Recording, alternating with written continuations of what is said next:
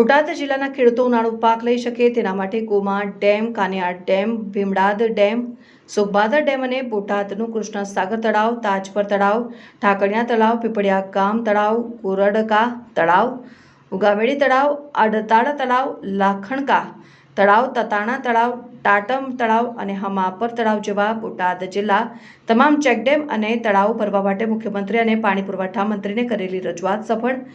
બોટાદના મોટાભાગે ડેમો નર્મદાના પાણીથી ભરાઈ ચૂક્યા છે, તે બદલ મુખ્યમંત્રી અને પાણી પુરવઠા મંત્રીનો આભાર. ઉમેશ મકવાણા.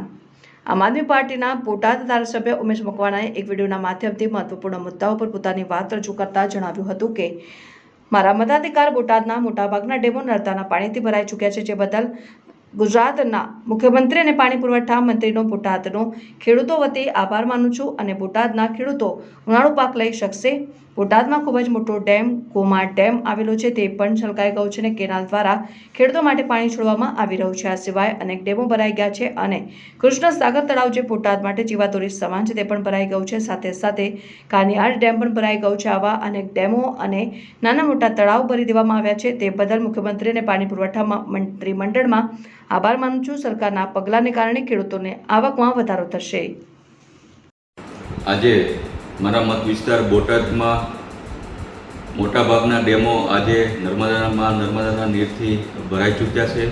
તે બદલ હું માનનીય ગુજરાતના મુખ્યમંત્રીશ્રીનો અને પાણી પુરવઠા મંત્રી માનનીય કુરજીભાઈનો બોટાદના ખેડૂતો વતી આભાર માનું છું કે મારા બોટાદના ખેડૂત આજે ઉનાળો પાક પણ લઈ શકશે.